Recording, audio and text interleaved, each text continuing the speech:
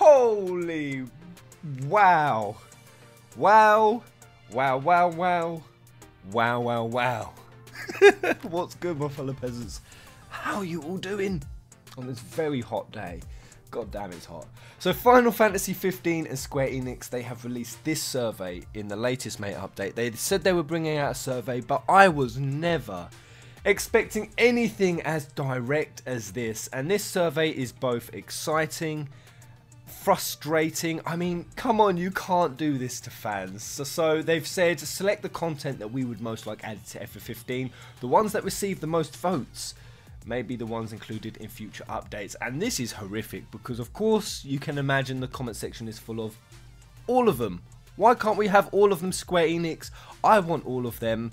And realistically, it's unrealistic that they can do all of them. I mean, they simply can't. Of course not. Looking at the story content, there is a hell of a lot of work to be done in all of those. I mean, possibly even up to a year's work if they haven't started them. So unless they kept the DLC updating for at least another 4 years, which they're not going to do. When I saw this list, my mind, because I have covered every single one of these points at some point, either be it in a rumour, either be it in a news article, be it in just me saying what fans want, now what I think they should do. I have covered every single one of these points. Now, that's the story content, and of course, there's no doubt about it, that's what fans are going to vote for. As for the other bits, I don't even know why they're options, half of these. So with playable characters, you've got Core, Aranea, Iris, Lunafreya, and Gentiana. The only two new ones there are Luna and Gentiana. I don't even know why Core, Aranea, and Iris are an option.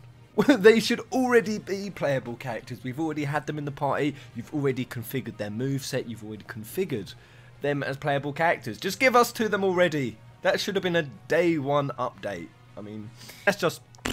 But out of those two, Luna and Gentiana, oh god, I would go Gentiana. Just because, what does that mean? Does that mean we would be able to fight a Shiva? Does that mean we'd be able to turn into Shiva? Have some sort of limit break Shiva form? Oh man, if I got to go as Shiva, that'd be crazy. So I would pick Gentiana just in the vain hope that I could turn into Shiva. As for, we got additional mode of hard difficulty. Again, just add it in. Upgrade improved armiger abilities. Not too bothered. Upgrade new stat changing magic. Again, not too bothered. It's the story content that I am personally most focused on. And just going through these. Ardyn's past. I have done a hell of a lot of videos talking about Ardyn's past. Why there is so much in Ardyn's past that needs covering. About his betrayal. How we believe that's Azunia, who was a family member, who was the first king. To see how he went from being the healer, the saviour of Lucis, to the star-scourging, malevolent, suave bugger that he is now. And there's some other stuff in there, so also what I think they could cover in Ardyn's past is how he came about finding the Magitech technology. It's kind of irrefutable at this point that he got it from Solheim. It's irrefutable. They have the same machinery, they have the same catacombs, they have pretty much everything in the process the same. So maybe they could do that. Ardyn going through, Pitios. Oh god, imagine if they made us go through Pitios as Ardyn. Lunafreya's activities, what do I think this could entail? This is difficult. Obviously, we could just say stuff that happened behind the scenes that we didn't see. So her journey, which of course comes to an end at the Leviathan fight. And that can include Ardyn and awakening the summons. I mean, I think we kind of have a rough blueprint of where Luna was during the game while we was playing as Noctis. But the one other rumour I heard was the possibility that Luna and Noctis go off during the speech. So after they have that speech on Ortisia, supposedly they do meet up, and Noctis Noctis uses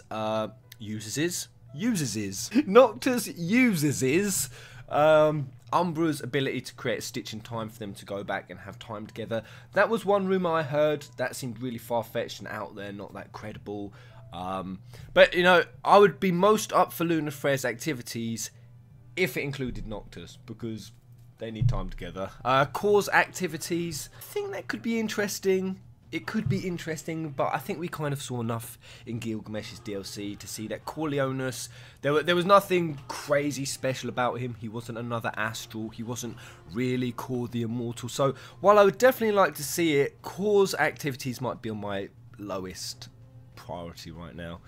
And I can't imagine he did anything that spectacular behind the lines. Now, the Line of Lucis, I have been racking my brain over what this could be. I have seen some amazing artwork for the previous Kings and Queens of Lucis, that perhaps they mean by that the Line of Lucis actually... No, there should be more explanation, I feel, that goes along, so people know what they're voting for, because we don't really know. Now, does the Line of Lucis means actually when the Kings and Queens were alive? Are they just talking about the Lucii? Is it just talk about them, how they become Lucii, what the Lucii do, how they've been protecting Insomnia, etc.? Or is it talking about the nature of the Line of Lucis, where it actually comes from? Because I've done a hell of a lot on the true nature of the Line of Lucis. Why I don't think they're inherently the good guys, and also could even go back to how they were connected to Eos. Really getting down to it, this could be a super interesting one. Why Bahamut chose them, how, if they are indeed demigods. I would love that, just to see if my theory that they all derive from Eos is correct. So that could be a great one. Quickly banging through the others, I might go for Ifrit's Betrayal. That might be the one I vote for. For me, it's between the World of Ruin and Ifrit's Betrayal, because Ifrit's Betrayal is going to be so exciting just to see if everything I theorized and Perona theorized was correct. The story of Eos and Ifrit and Pitios and how he went down and went through, and why he betrayed Solheim, because they betrayed their goddess and they created all the Magitech technology and they infected her with the Star Scourge. I mean, you guys know the story, and episode Gladiolus kind of confirmed half of it, because what led the whole Ifrit and Eos theory up is that it was their bodies burning at the Rock of Ravito, and then episode Gladiolus came out and said, yes, indeed, that was Ifrit's body, and it was Bahamut who laid him asunder. And for anyone who hasn't seen those theories, more or less what all of it leads to, everything in Pitios, the other dungeons, the artwork, Ifrit carrying Eos out, everything to do with Ifrit's betrayal, doesn't lead to him being the villain of the game. It actually makes him the unintentional hero. So that would be amazing to see, just to see if that is true, if that is correct. For more or less what I'm thinking, that is actually the other Astrals who are more the villains than Ifrit. So I kind of want that. And the World of Ruin. This should have been it should have been in the game. It should have been the original. I'm not going to refute that there are some people who are pissed off.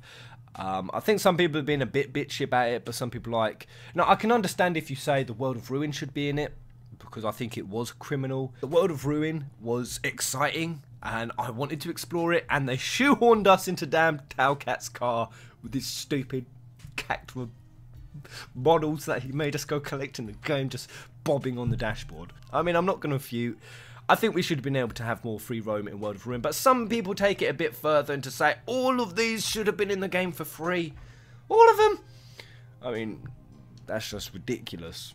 And I really think World of Ruin, regardless of how this poll comes out, will be something they do. And what really gave it away for me was, one, Cerberus being in Lestalum. It also gave Lestalum destructible regions, destructible pillars.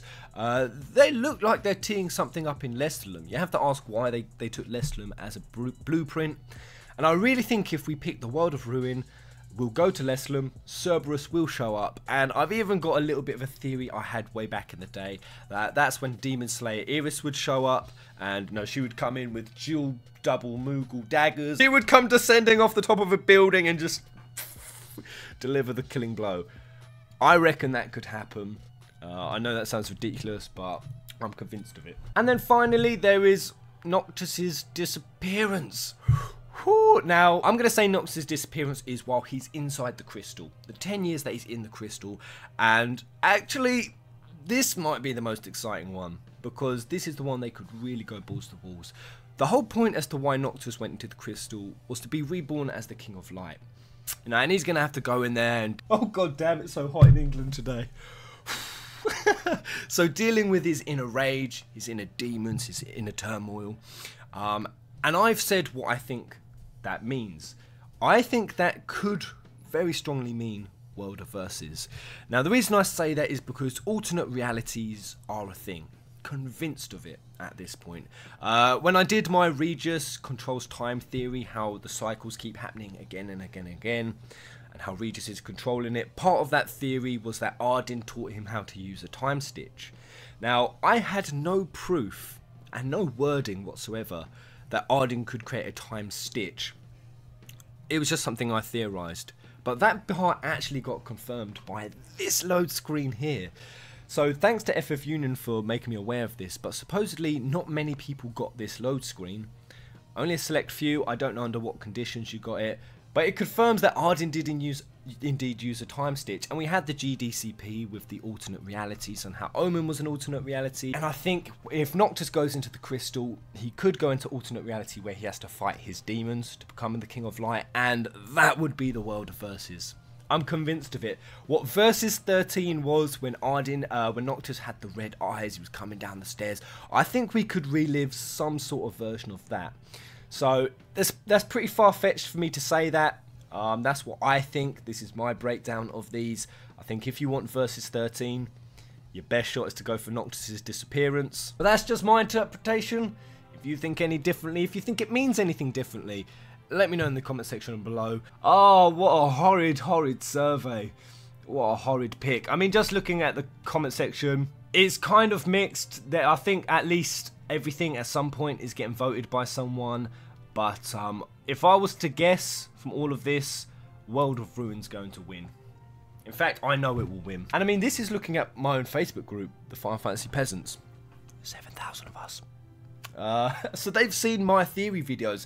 That I know I've got them excited. They've seen theory videos and they've got tantalized for things like Ifrit's betrayal and why that it could be a really exciting story and how that could be a totally game-changing piece of story content right there. They've seen things like the Line of Lucis. They've seen things like the Ardyn's past. I've covered these. Noctis disappearance. They have a reason to be excited for things like that. I think for more casual players, they're just going to be looking at World of Ruin. So 99.99% sure that the World of Ruin will win, and actually when I think about it, there's a good chance that could just be a gameplay experience. Lope through Dark World, fighting things, perhaps a few older characters will reappear. Supposedly, no, they've got a model for 10-year-old older Iris, they've got a model for 10-year-older Cindy, though supposedly according to the rumour she still doesn't change her outfit. So I think the draw of that will just be a gameplay experience and meeting 10-year-older characters. I think some of the other ones could really get into the meat of the story. They could really flip up the story, drop some huge bombs on us, but there it is. I'm done. Go into FF15, vote away, and let me know in the comment section below what are you most drawn to at the moment looking at that list. Until the next video. Kubo! Should tumble and fall, or the mountain should crumble to the sea. I won't cry, no, I won't shed a tear, just as long as you stand by.